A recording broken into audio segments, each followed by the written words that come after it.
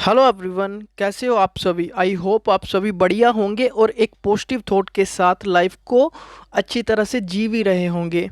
दोस्तों, आज बात करूंगा, जो आसानी से मिल जाता है वो हमेशा तक नहीं रहता। जो आसानी से मिल जाता है वो हमेशा तक नहीं रहता। जो हमेशा तक रहता है वो आसानी से नहीं मिलता। इसलिए दोस्तों, कर्म करते जाओ, फल अपने आप ही आपको मिल जाएगा। दोस्तों, नोट्स के रिगार्डिंग आपको यहाँ पे व्हाट्सएप नंबर नज़र आएगा। आप नोट्स के रिगार्डिंग मुझसे बात भी कर सकते हैं।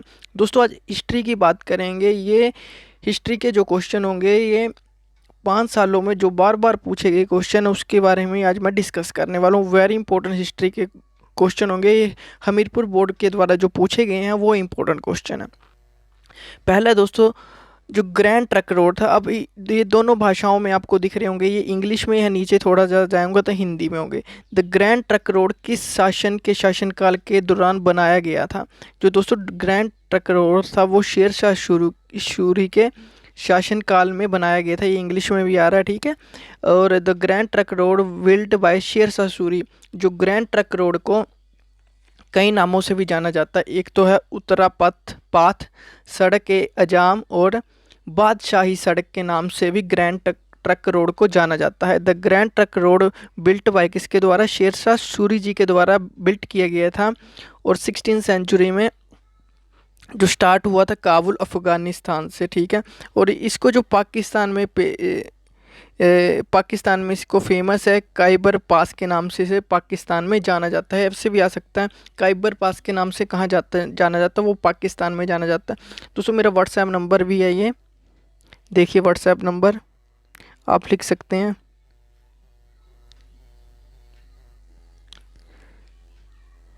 7580030176। कोई भी प्रॉब्लम आए नोट्स के रिगार्डिंग मुझसे व्हाट्सएप कर सकते हैं।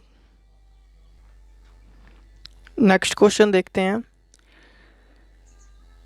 पृथ्वीराज रासो किसके द्वारा लिखी गई है। पृथ्वीराज रासो दोस्तों लिखी गई है वो है चंद बरदाई के द्वारा लिखी गई है। वे वेरी फेमस है पृथ्वीराज रासो। जो ये एक पूरा आपको बता देता हूँ। जो ये पोइम है, जो ये पोइम लिखी गई है पृथ्वीराज रासो, वो चंद बरदारी के द्वारा लिखी गई है। चंद बरदाई के द्वारा लिखी गई है। और ये किसके 12th सेंचुरी में लिखी गई है। और ये पृथ्वीराज चौहान की जो लाइफ थी उसके ऊपर ये लिखी गई है। ये याद रखना है आपने बस। किसके द्वारा लिखी गई, चंद बरदाई के द्वारा ये लिखी गई कि पृथ्वीराज रासो कविता। In which of the following Indus valley civilisation specialised की बात करूँ, जो निम्नलिखित में से सिंधु घाटी सभ्यता की विशिष्टता क्या है। वो है शहर नियोजन, वास्तुकला, शिल्प कौशल। उपरोक्त सभी होंगे। आपको इंग्लिश में भी पढ़ा देता हूँ। Town planning, architecture, craftsmanship and all of above. इसका ऑल ऑफ अबव होगा। नेक्स्ट क्वेश्चन देखते हैं। हु रोड द बुक गुलामगिरी की बात कर रहा हूँ। दोस्तों, व्हाट्सएप आपको यहाँ पे नज़र आएगा। वो नोट्स के रिगार्डिंग मेरे से बात कर सकते हैं, नहीं तो डिस्क्रिप्शन में मेरा व्हाट्सएप ग्रुप होगा, उसको आप ज्वाइन कर लेना। हु रोड द बुक गुलामगिरी, ठीक है। गुलामगिरी किसके द्वारा लिखी गई है, वो है बी। किसके द्वारा लिखी गई है, ज्योति राय गोविंद राव के द्वारा लिखी गई है, ठीक है। ज्योति राव गोविंद राव के द्वारा लिखी गई है। क्या है ये, इसके बारे में बात करते हैं। जो गुलामगिरी पुस्तक है ज्योतिराव गोविंद राव फूले द्वारा लिखी गई थी। उन्होंने ये पुस्तक 1873 में दलित तबके के लिए लिखी थी, ताकि उन्हें भारतीय जातीय व्यवस्था में हो रहे उत्पीड़न से अवगत करवाया जा सके। उन्होंने गुलामों को मुक्त करने के लिए अपनी पुस्तक गुलामगिरी को अमेरिकन आंदोलन के लिए समर्पित किया था। उन्होंने अमेरिका में भारत में निम्न जातियों के लोगों के साथ काले दासों की स्थितियों को जोड़ा। ये भी याद रखना, जो ब्लैक स्लेव से वाले जो काले समूह के लोग होते थे, ठीक है, अश्वेत लोग होते थे, उनकी जातियों के साथ भी इसे जोड़ा था। Who is believed to have built Konark temple, जो कोणार्क टेम्पल है, ठीक है, कोणार्क मंदिर का निर्माता किसे माना जाता है, वो है, इसका आंसर होगा ए, नरसिम्ह देव जी को, नरसिम्ह देव फर्स्ट जी को माना जाता है। क्या पढ़ते हैं इसके बारे में डिस्कस करते हैं, दोनों भाषाओं में है। जो कोणार्क सूर्य मंदिर है, यूनाइटेड नेशन जो यूनेस्को है, ठीक है, विश्व धरोहर सूची में भी इसे जोड़ा गया है। जो कोणार्क मंदिर है, सूर्य मंदिर है, उसे विश्व धरोहर में भी जोड़ा गया, वर्ल्ड हेरिटेज में आता है ये। और जो कोणार्क सूर्य मंदिर है, उड़ीसा जिले पुरी के छोटे शहर कोणार्क में बंगाल की खाड़ी के तट पर स्थित है। कहाँ पे, उड़ीसा के जिला पुरी के छोटे शहर कोणार्क में बंगाल की खाड़ी के तट पर यह स्थित है मंदिर, याद रखना है। आगे चलते हैं। प्राचीन काल में चरक, सुश्रुत और धन्वंतरी विज्ञान की किस शाखा से जुड़े हुए हैं, वो है चिकित्सा से जुड़े हुए हैं। धन्वंतरी से आपको पता लग जाएगा, ये चिकित्सा से जुड़े हुए हैं। चरक आयुर्वेद के प्रमुख योगदानकर्ता में से एक है, जो कि प्राचीन भारत में विकसित एक आयुर्विज्ञान एवं जीवन शैली थी। उनके कार्यों का वर्णन इन्हीं पुस्तक में संक्षिप्त में लिखा हुआ है। In which year was all India Kisan Sabha formed, very important question, all India Kisan Sabha formed, वो है, इसका आंसर होगा 1936 में ऑल इंडिया अखिल भारतीय किसान सभा का गठन 11 अप्रैल 1936 को भारतीय राष्ट्रीय कांग्रेस के लखनऊ सत्र में हुआ था। सहजानंद सरस्वती इसके पहले अध्यक्ष चुने गए थे। अगस्त 1936 में जारी किए गए किसान घोषणा पत्र में जमींदारी प्रथा को समाप्त करने और ग्रामीण कर्जों को रद्द करने की मांग की थी। ठीक है, जो भी जमींदारी प्रथा होती थी उसको ख़त्म करने के लिए, और जो ग्रामीण कर्जों में थे लोग, उसको ख़त्म करने के लिए मुहिम शुरू की गई थी। ठीक है, सभा शुरू की गई थी, और अक्टूबर 1937 में इसे लाल झंडे को अपने बैनर के रूप में अपनाया था। ये भी आ सकता है, अखिल भारतीय किसान सभा का जो बैनर है वो कौन सा है, रेड कलर का झंडा है। विच सिख गुरु, एक चीज यहाँ पे बताना भूल गया, ठीक है, किसकी बार में, फुल फॉर्म अखिल भारतीय किसान सभा। ठीक है, ठीक है, ठीक है। नेक्स्ट क्वेश्चन देखते हैं। किस सिख गुरु ने सिख धर्म के पवित्र ग्रंथ आदि ग्रंथ का संकलन किया, ठीक है, वो थे सी, गुरु अर्जुन देव जी ने किया था, और इंग्लिश में भी आप पढ़ सकते हैं, ये आपको नजर आ रहा होगा। ठीक है, गुरु अर्जुन देव जी ने किया था। Manipur, Meghalaya and Tripura become state under, वो कौन से एक्ट के अंदर आती है, वो है North Eastern Area Reorganisation Act 1971 में आती है। मणिपुर, मेघालय एंड त्रिपुरा जो उत्तर पूर्वी क्षेत्र पुनर्गठन अधिनियम 1971 के अंडर ये आती है।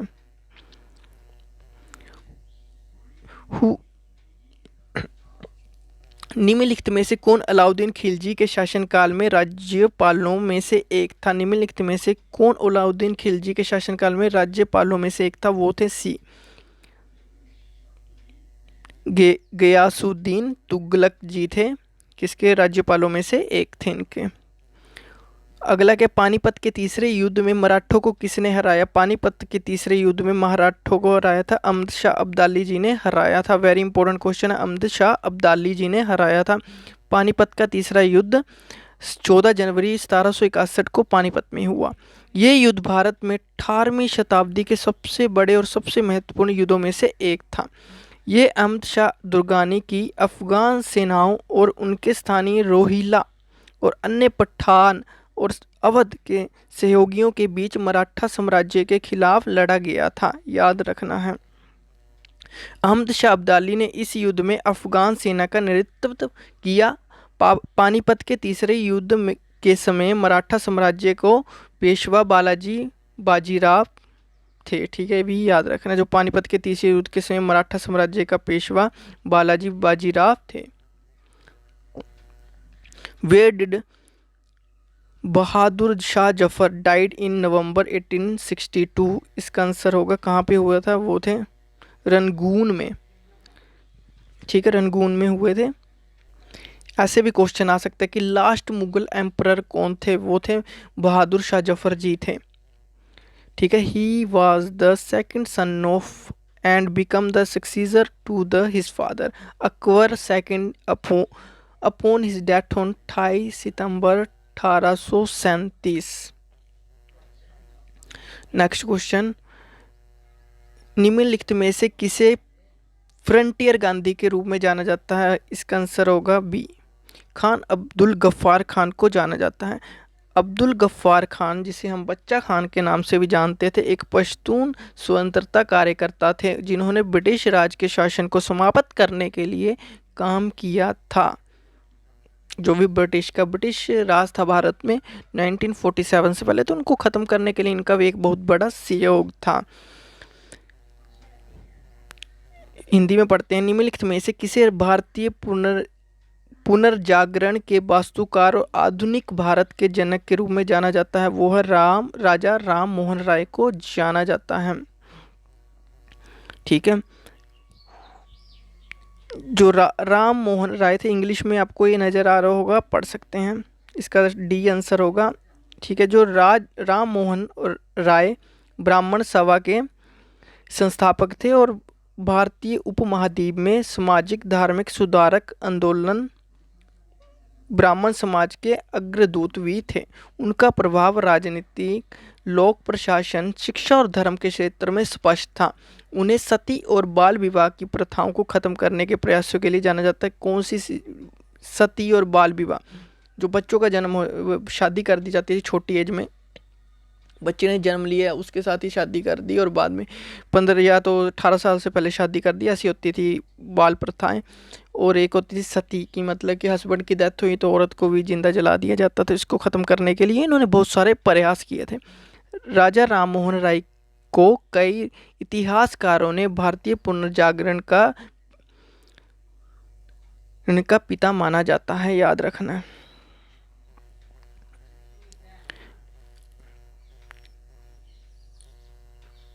इतिहासकारों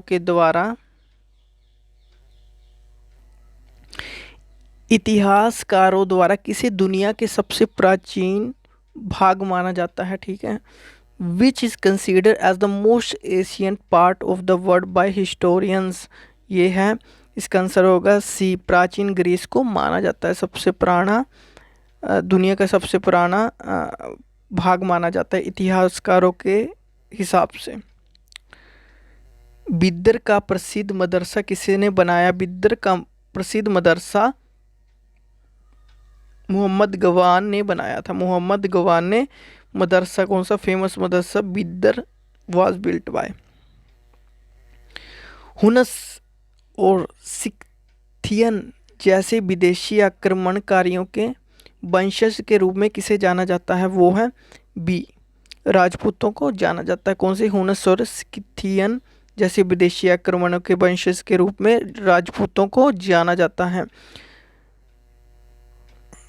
अगला है, कौन सी धातु का सातवाहन मुख्य रूप से उनके सिक्के ढालने में उपयोग करते हैं? वो है ए, लेड को करते हैं। जो कौन सी धातु का सातवाहन मुख्य रूप से उनके सिक्के ढालने में उपयोग करते हैं? वो है लेड। नेक्स्ट क्वेश्चन है, चंद्रगुप्त मौर्य के तहत मौर्य वंश द्वारा बनाई गई विशाल सेना के कारण सीमावर्ती किलों की सुरक्षा के लिए उत्तरदायी अधिकारी को क्या कहा जाता था? वो थे डी, अंतपाल। जो चंद्रगुप्त मौर्य के तहत मौर्य वंश द्वारा बनाई गई विशाल सेना के कारण सीमावर्ती किलों की सुरक्षा के, जो सीमावर्ती किले होते थे जो सुरक्षा के लिए रखे जाते, उन्हें अंतथाल कहा जाता था। मौर्य ने चंद्रगुप्त मौर्य के तहत एक विशाल सेना बनाई जिनके पास 6 लाख सैनिकों की पैदल सेना, ठीक है, और 30,000 घुड़सवार और 9,000 हाथी थे। ये ज्ञात था कि सेना की विभिन्न शाखाओं के प्रशासन में से प्रत्येक में 5 सदस्य सहित 6 समितियां थीं। सीमावर्ती किलों की सुरक्षा की जिम्मेदारी अधिकारी को अंतथाल कहा जाता। जो भी इन सीमावर्ती सुरक्षाओं के लिए जिम्मेदारी दी जाती थी उन्हें अंतथाल के नाम से जाना जाता था। बस ये याद रखना है। वर्ण प्रणाली के कारण अंतरजातीय विवाह समाप्त हो गए और संगोत्री विवाह एवं समान वर्ण आदि के बीच विवाह का प्रचलन बन गया, क्योंकि लोगों ने सोचा कि अंतरजातीय विवाह क्या है, अगली पीढ़ी के धर्म को प्रभावित करेगा। ये वेरी इंपॉर्टेंट क्वेश्चन है कि निम्नलिखित में से किसने 1802 में बसई की संधि को ब्रिटिश पूर्व भारतीय कंपनी के साथ हस्ताक्षरित किया था।